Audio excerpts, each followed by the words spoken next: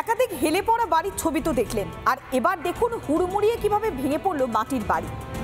পশ্চিম মেদিনীপুরের ঘাটালের দাসপুরে এমনই ঘটনা ঘটেছে, যদিও অল্পের জন্য রক্ষা পেয়েছেন বাসিন্দারা।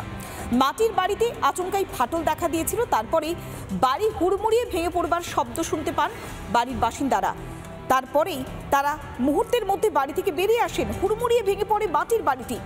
বাড়ির বাসিন্দা অজয় পড়িয়া এবং তার ভাইয়ের পরিবার ইতিমধ্যে অন্যত্র আশ্রয় নিয়েছে। সরকারি সাহায্যের আবেদন করছে ক্ষতিগ্রস্ত পরিবার। অল্পের জন্যই রক্ষা পেয়েছেন আবাসিকরা। ঘাটালের দাসপুরের বাসুদেবপুর অঞ্চলের কলমিজোর এলাকায় রীতিমতো চাঞ্চল্য সৃষ্টি হয়েছে। আমরা তখন আমাদের পাশের বাড়িতে গেছিলাম, বুঝতে পারছিলেন নাকি? হ্যাঁ, আগে থেকে বুঝতে পারছিলাম, কড়কড় মড়মড় আওয়াজ হচ্ছিল। আওয়াজ হওয়ার জন্য আমরা সেখান থেকে চলে গেছিলাম। আমরা তখন পাশের বাড়িতে চলে গেলাম, মানে দুপুর থেকে আনচানটা হচ্ছিল যে বাড়িটা পড়ে যাবে, এরকম একটা ফাটল হচ্ছিল। সেটা বুঝতে পেরেই আমরা তখন আমার ভাইয়ের বাড়িতে চলে যাই। এই যে আবাস যোজনা, এই প্রকল্পে আপনার কোনো নাম আছে? আমার নাম আছে কিন্তু পাইনি। একটু দুপুর থেকে যখন মনে হলো যে কলকাতা বা ভেঙে পড়ে যাবে, তখন আমরা মোটামুটি মালপত্র না বার করেও নিজেরা প্রাণে বাঁচার জন্য বেরিয়ে। এখন কোথায় আছেন? অপরের বাড়ি। অপরের বাড়িতে 3টে ফ্যামিলি থাকতো, তাই তো? হ্যাঁ। দেখলেন তো মাটির বাড়ি ভেঙে পড়ে কিভাবে আতঙ্ক গ্রাস করেছে মানুষজনের মধ্যে। কিন্তু এই সমস্ত মানুষজনরাই সরকারি যে সমস্ত সুযোগ সুবিধে অর্থাৎ আবাসের তালিকা থেকে অনেক সময় বঞ্চিত হন। আবার যখনও বা আবাসের তালিকায় নাম থাকে বা আবাসের প্রথম কিস্তির টাকা পান, কেউ বা দ্বিতীয় কিস্তির টাকা পান, তাদের থেকে আবার কাটমানি নেওয়া হয়। এমন ঘটনা বারবার ঘটছে। আর এই ঘটনাকে কেন্দ্র করে শোরগোল পড়ে গিয়েছে মুর্শিদাবাদের রেজিনগরে।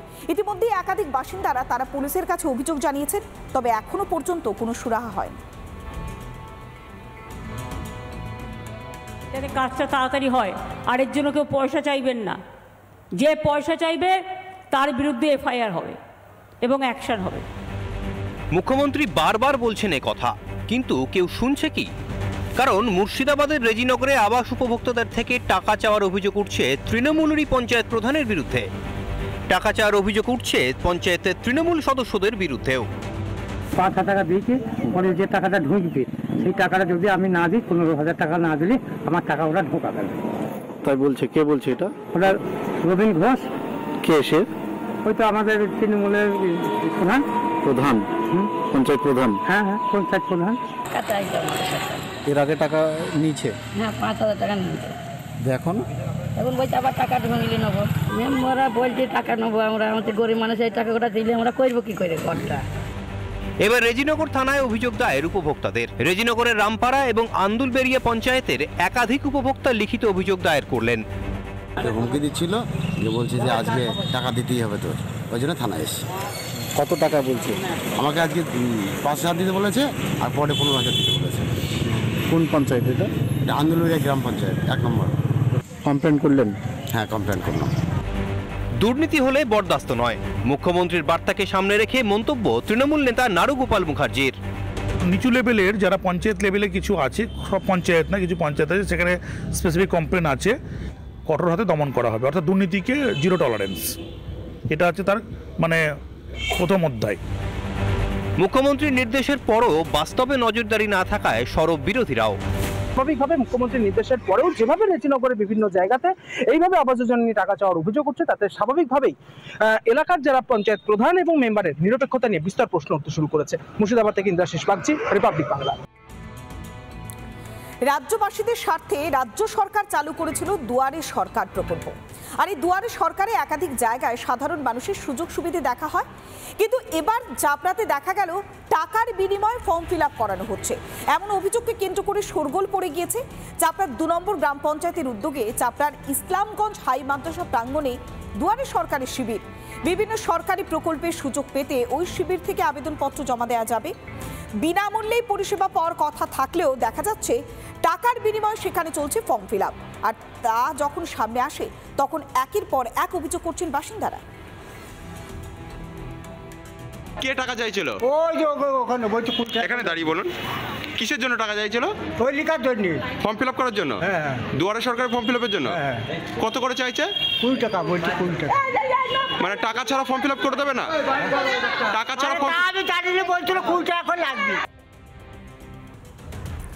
মহিলা শ্লীলতাহানির অভিযোগ, আর ঠিক তখনই যে যুবক প্রতিবাদ করেছিল তখন তাকে বেধড়ক মারধর করা হয়। কাদের নেতৃত্বে না শাসক দল তৃণমূল কংগ্রেসের নেতা এবং তার কর্মী সমর্থকরা দলবল নিয়ে প্রতিবাদীর ওপরেও চড়া হয়। ইতিমধ্যেই আশঙ্কাজনক অবস্থায় হাসপাতালে ভর্তি রয়েছে ওই যুবক।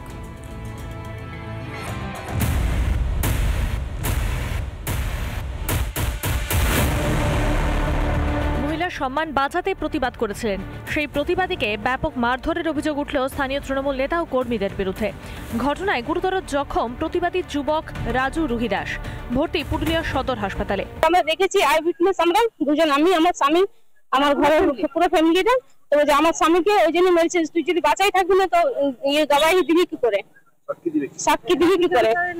আমরা রাফিক আনসারি যখন ধমকি দেয়, আমরা তো রাফিক আনসারির নামে আমরা থানাতে করেছিলাম, থানাতে নিলেন নেই, এটা আমার থানাতে একটা দিয়ে আছে কিন্তু আমাদের কোনো রিসিভ কপি দিলেন নাই থানাতে।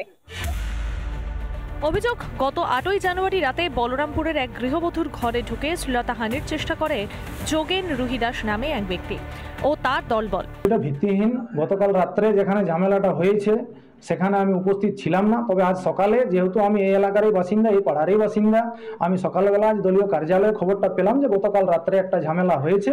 আমি বিষয়টা খোঁজ খবর নিয়ে দেখব, তবে টোটাল ব্যাপারটা ভিত্তিহীন। বলরামপুরের প্রশাসনকে আমি বলতে চাই, আপনারা যদি অভিযোগ না নেবেন, সেই পরিবারের সাথে গিয়ে 2000 লোকের গিয়ে আমরা থানাকে ডেপুটেশন দিয়ে থানা আগামী দিন আমরা থানা ঘেরাও করব। ঘটনায় জোর শোরগোল জেলা জুড়ে। রিপাবলিক বাংলা। নানা ধরনের কন্টেন্ট দেখার জন্য লাইক করুন, শেয়ার করুন আমাদের ফেসবুক পেজ, সাবস্ক্রাইব করুন আমাদের ইউটিউব চ্যানেল। পাশাপাশি অন্যান্য ব্রেকিং নিউজের জন্য অবশ্যই চোখ রাখুন রিপাবলিক বাংলায়।